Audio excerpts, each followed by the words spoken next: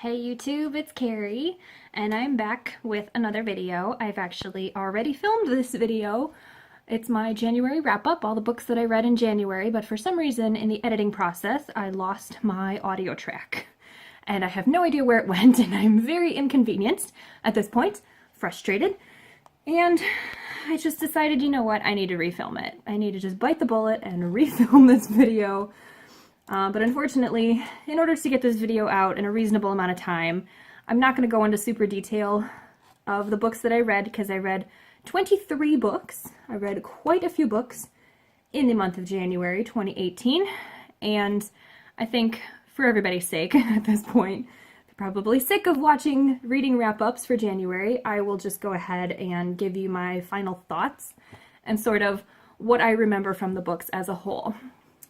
So the first book that I read, I think these are even out of order.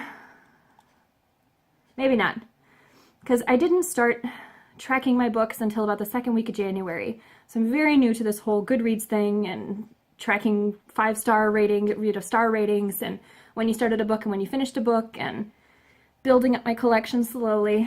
It's been good since January. Like, all of February is going to be fabulous, but the beginning of January is a little rough, so I don't know if these are in the exact order that I actually read them. After a while, it does become the exact order, but the first book I did not really like. It's called Highland Surrender, and it was written by Tracy Brogan, and it's a romance, and I didn't like the main character, the woman. I felt like she was very flighty, and I don't know if this is just because I read the audiobook and I listened to her say all of her lines in a Scottish accent. I don't know if that makes her just sound more ditzy, not as impressive, but basically he falls in love with her purely on her looks, and she's forced into this marriage with him, and he just can't help but love her because she's so gorgeous. And there's a time and a place for romances like that, and it was just not the right time for me, so that one got 2 stars out of me. The next book that I read, I'm looking at my computer, by the way. I've got my Goodreads page up over here, because I suck at names. I suck at remembering what order I read things in and what my star ratings were. So if you see me looking over here, that's why. Second book that I read is called The Dukan Eye. It was written by Julia Quinn. I gave this 4 out of 5 stars.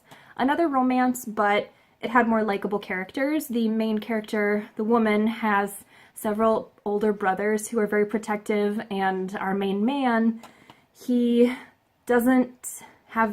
tells her that they should get into this sort of fake engagement so that people stop coming after them as like suitors.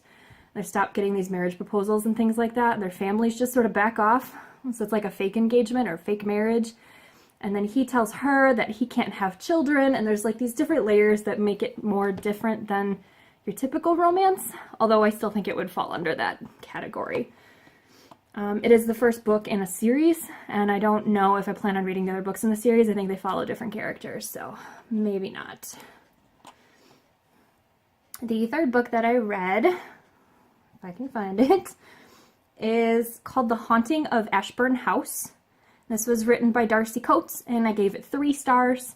Typical ghost story, haunted mansion story. It does have to do with a family haunting. The lady who owned the house, the ghost or the spirit haunting it is like a relative of hers, something like that. And the lady who inherits the house from this woman when she dies, God, it's confusing because I read this so long ago already. I didn't find it that memorable, as you can probably tell.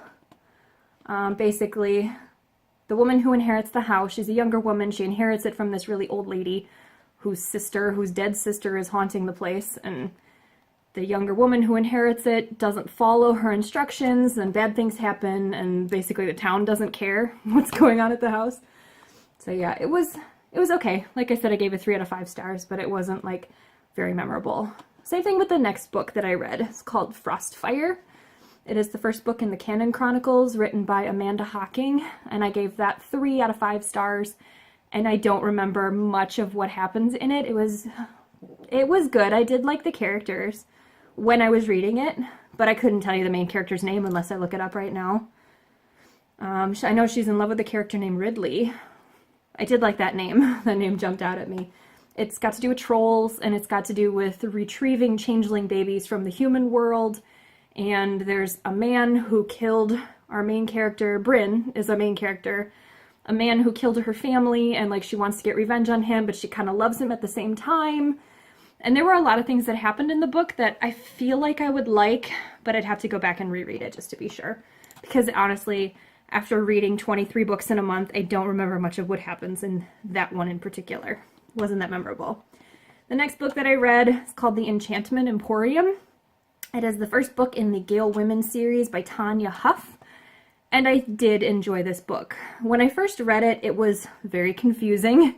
I remember reading the first hour and a half, an audiobook. All of these have been audiobooks so far, by the way. I think I only read 2 paper books the entire month.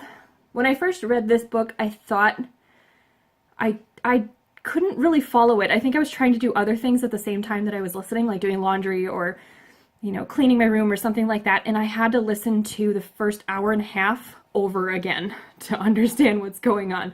Basically, they have a lot of sex in the background. There's this family of witches where the women are more dominant because there's way more women born into this family than there are men, but the men are sort of babied and pampered because there's so few of them, and the power dynamics of the family where the aunties have all the power and the men have to get mated off. They choose who they want, and this, I like this world. And I did end up buying the second book in the series with one of my Audible credits, so I think I'm going to get to that eventually. I tend to listen to audiobooks in the order that I buy them, so it could be a while before I get to that one. But I did like that book. I gave that 4 out of 5 stars. I don't know if I said that. The next book that I read is called Carrots, and it was the first book in the Shelby Nichols series by Colleen Helm. And I gave this also 4 out of 5 stars. I really enjoyed this book. It's about a woman who is just in the wrong place at the wrong time. She's at the grocery store getting her things, and somebody robs the bank that's in the grocery store, shoots her in the head. And somehow in recovery, she develops the ability to read minds. She can hear every single thought that people are having. This causes a lot of conflict with her husband because she tells her husband that she can read minds. And she says the wrong thing to the wrong person, and somehow she's kidnapped by a mob boss called Uncle Joey, and suddenly she's working for Uncle Joey, and he finds out that she can read minds, and she's just an everyday average mom and wife, and she gets caught up in all of this crazy stuff just because she can hear what people are thinking. And they're very likable characters.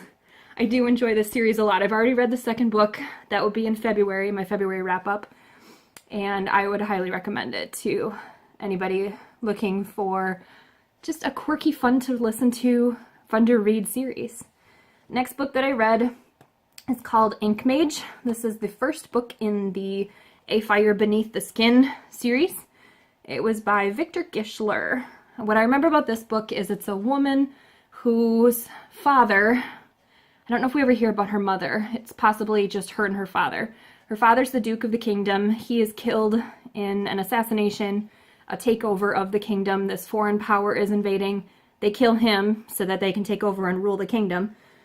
She escapes somehow, and then because she's the only remaining, person of that noble family, she becomes the Duchess of the kingdom.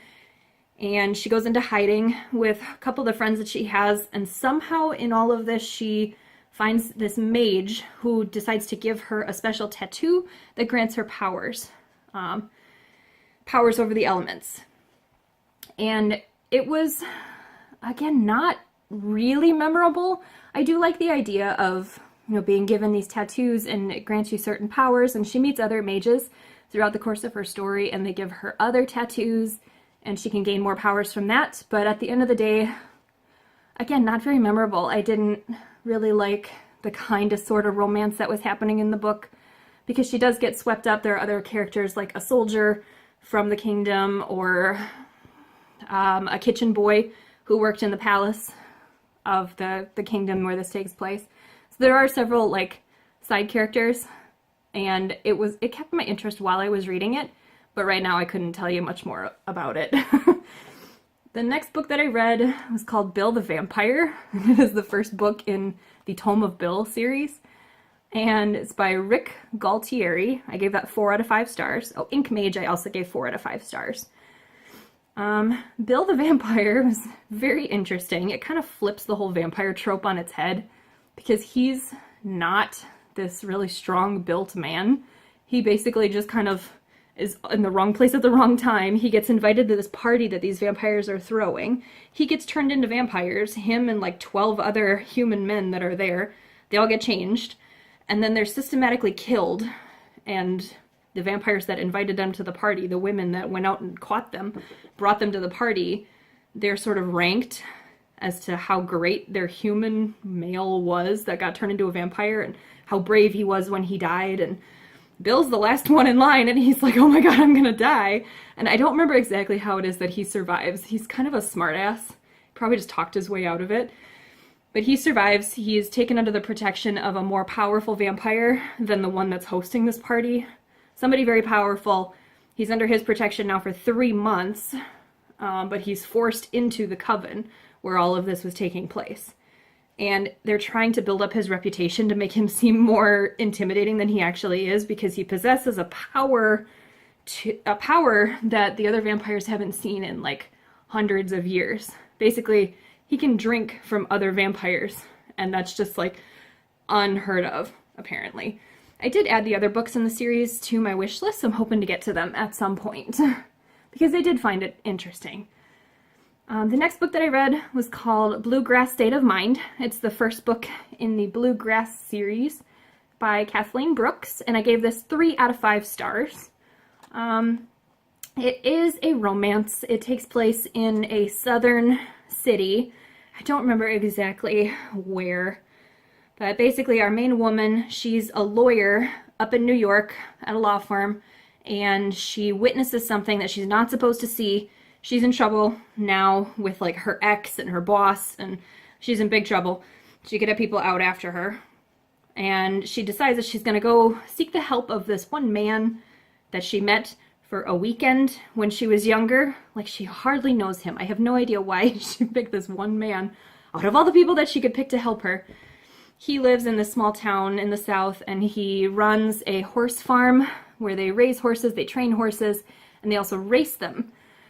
And his next door neighbor is a handsome sheik, and there's a little drama between the two of them because there's some sabotage going on, and she's trying to set down some roots in a place that's safe for her, and also like not draw attention to herself from the bad people that she got away from in New York. There was a few things going on with this book, but it did work, and I did add the second book in the series to my wish list because it follows the sheik, and I liked how his character arc was going. He's supposed to get married. His parents want him to get married, and they keep shipping him wives from the country that he's from, hoping that he'll pick one, and he hasn't picked one yet. And it sounds like the next book follows his story, and like maybe he gets a girlfriend and actually falls in love, and I think that'd be sweet. The next book that I read is called Croak.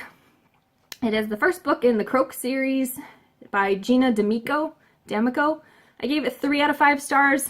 I liked the world building, the world that this takes place in. I thought that was very interesting. It was a good idea. Basically, it's a small town full of teenage Grim Reapers in training. Like, they go out into the world and they pull souls out of people who have died. And I liked the supporting characters. I liked the world building. I liked the compound that they all sort of train in. Excuse me. But I did not like the main character.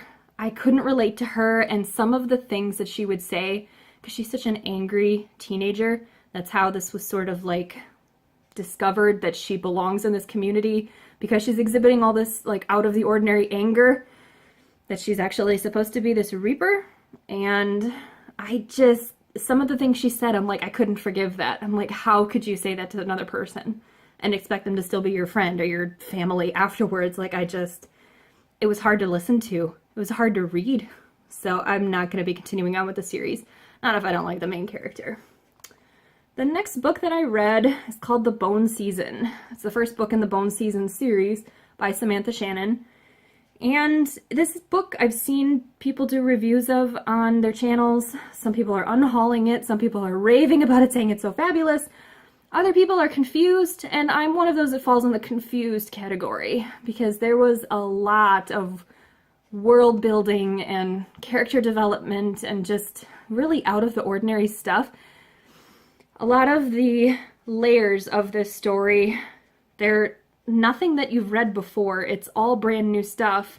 I mean, there's some ideas that you can follow, you know, the idea of clairvoyance, people who have psychic abilities, but then they're captured by these vampire-like creatures, but they're not vampires. They're called something different, like the Rephaim or the Ref or something like that.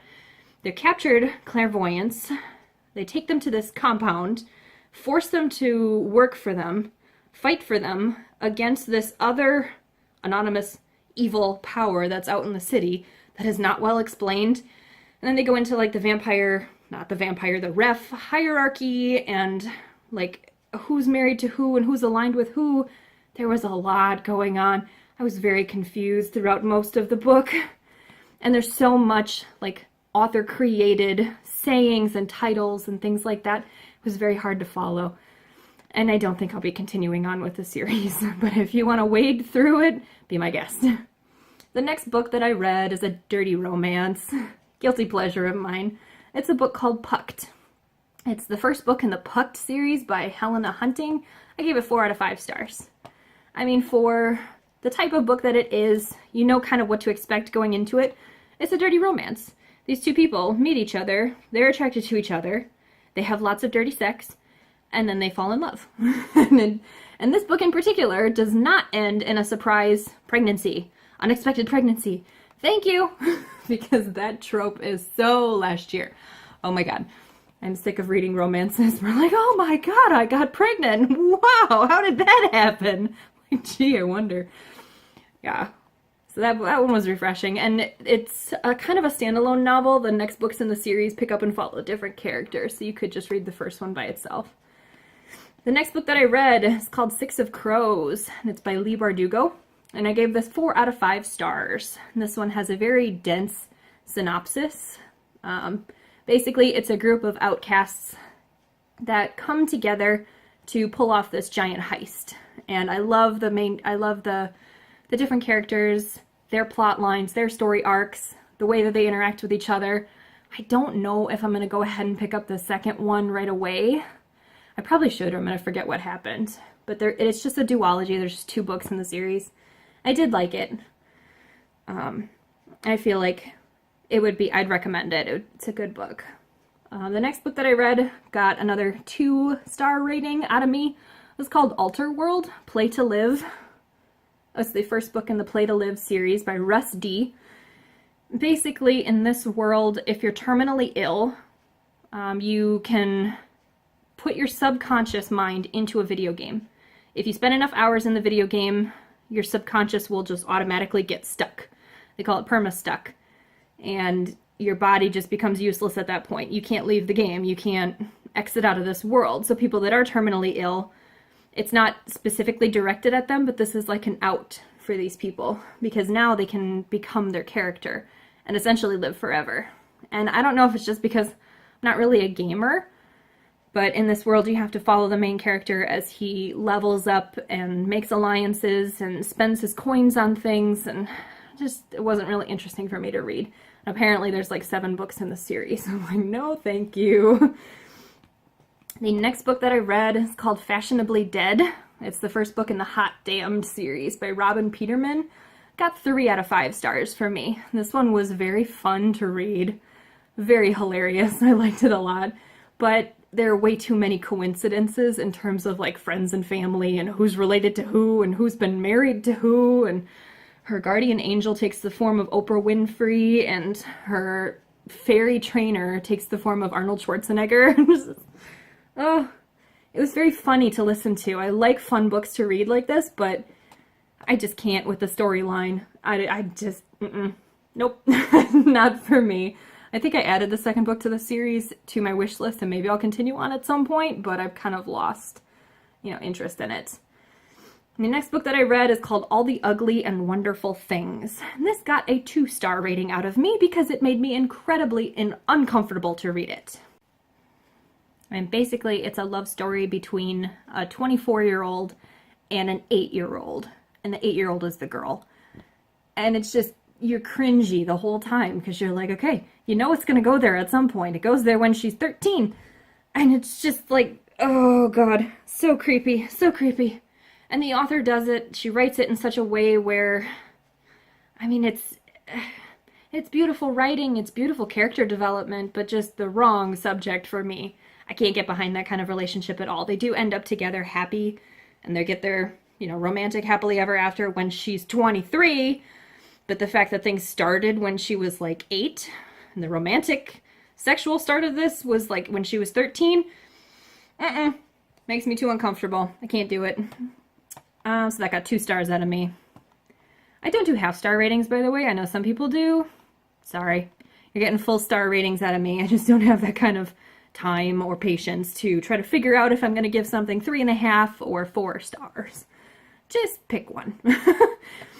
The next book that I read is called Goodbye Paradise, and it's the first book in the Hello Goodbye series written by Serena Bowen. I did read another series of Serena Bowen's last year that she co-wrote, and she didn't write it last year, but that's when I read it. It's called Him and Us, are the 2 books in the series. Oh my God, probably my favorite series of 2017. It just overtook my life for like a month at a time. And I think I read both books 3 times in about 6 months. I gave this particular book, Goodbye Paradise, 4 out of 5 stars. It's about 2 young men, I think they're in their early 20s. They grow up on a farm in Wyoming, this sort of compound where the men have multiple wives and have multiple children. They escape. One gets thrown out of the compound and the other follows him because they're best friends. And they find out that they're in love with each other, and it's their adventure across the country. They take a ride with a trucker named Washington. He helps them get to Massachusetts where they can start working on a farm, and they discover what they're good at, what they're interested in, and they build their relationship, and I really enjoyed it. This is a reread for me. I think I read this last year or the year before, but I still love it. I still enjoy it a lot. The only thing I didn't really like was the fact that they almost seemed too good at dirty talk at the beginning of their relationship. I wish they would have been a little bit more bumbling and sort of unsure about what to say when they first discover that they're interested in each other. Like, that would have been a little bit more interesting. It threw me off because I'm like, really? You just came out of this compound where you're like cut off from the world. How do you know what that word means? So that was the only thing that threw me off. Otherwise, I like it a lot. The next book that I read is called The Lost Gate. It is the first book in the Mither Mages series by Orson Scott Card. And I was just thinking about this book earlier today. I gave it 3 out of 5 stars. I like the main character, Danny. I feel like he's a very interesting main character in that it's more focused on how he interprets the gift that he has, how he uses his gift to impact the world.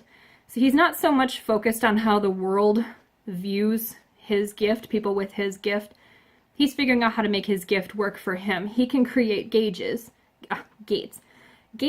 out of nothing. Basically, he can create a door, this invisible door, to transport him from one place to another. And there's a parallel world in this book following a different main character, and they connect, but I don't feel like they connect very well. I mean, there's an afterword in the audiobook from the author himself, and he explains how the 2 halves of this book came together, but it's still very confusing for me, and it just didn't quite line up like I thought it would.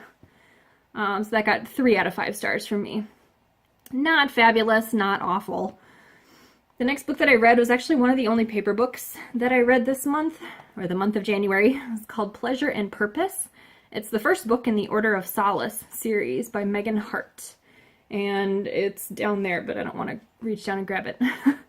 I gave this 4 out of 5 stars. I actually found this at the Dollar Tree for $1. I think it was a defective book because it had like odd stickers across the cover, like it must have got stuck in the machine or something. Basically, these handmaidens they get assigned to their patrons, and in order to fulfill their duties, they have to bring their patron ultimate solace, ultimate peace, and that is their goal. And so it's 3 little novellas in this story, and each man, the 3 men that are involved are best friends from their school days, and they each get assigned a handmaiden, and that woman is their like exact counterpoint, exactly what they were looking for, you know, the other half of their relationship, their soulmate. And there's a lot of sex in this book. I think it's classified as erotica. There's actually a threesome sex scene, which is not very often that you find one of those. I was pleasantly surprised with what I got from this book. Picture like dirty talk, but like proper and polite dirty talk, which is bizarre, but it was really interesting to read. I liked it a lot. The next book that I read is called Sandman Slim. It's the first book in the Sandman Slim series, written by Richard Kadrey. I gave this 4 out of 5 stars. This book was very easy for me to sort of get into because it reminds me a lot of the world of Supernatural, the TV series, which I'm a big fan of. I have the first 12 seasons on DVD. Big fan of the show. It was basically like following Dean Winchester around as he's trying to get revenge on the men who sent him to hell. I mean, the characters are very similar, the worlds are very similar. The book has angels that are not quite so angelic. There's a devil, you know, the character of Lucifer, who's very sarcastic. And there's a character named Cass. I mean, the worlds I don't think are connected in any way. I mean, I don't think the book is connected to the show at all. But they felt very familiar. It felt very familiar because I'm so used to the show. It was very easy for me to get into this book and read it, and I thought it was a very good book. The other paper book that I read this month is called Contrary to Popular Belief, More Than 250 False Facts Revealed. It's written by Joey Green. I gave it 3 out of 5 stars. It's a coffee table book. I like to just kind of sprinkle these into my reading schedule every once in a while just to kind of break things up. It's a good book to read, like, before you go to bed. Just to get your head thinking about something other than work or other than, you know, your personal life, whatever's going on. There's a lot of things in there that I didn't know. So, again, gives you stuff to think about. 2 more books left. The next book that I read is called Wife by Wednesday. It's by Catherine Bybee. It's the first book in the Weekday Bride series, and I gave it 3 out of 5 stars. I remember thinking this was an interesting book. Like, it kept me interested the whole way through. I never thought, you know, I should put this down, this is so boring or anything like that. But it's very generic. I mean, it's a romance, and the main characters are interested in each other. They have nice backstories. You know, this man is rich, and he's trying to get married because then he can inherit his property. It's built into his grandfather's will or something like that. Like, he can't inherit unless he's married, and then, oh, shocker, he can't inherit unless he has an heir, you know, a son or a daughter. And there's those little things built into it, but I remember putting in my review that it's just a really good book to sort of bring you back to center.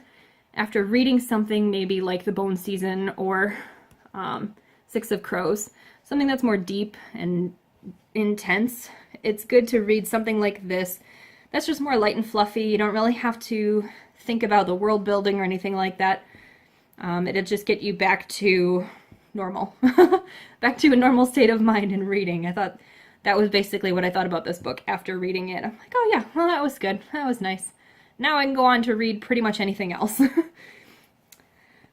next book that I read, the last book of the month of January, we've made it to the end, is called Property of a Noblewoman, and it's by Danielle Steele, and I gave it 4 out of 5 stars.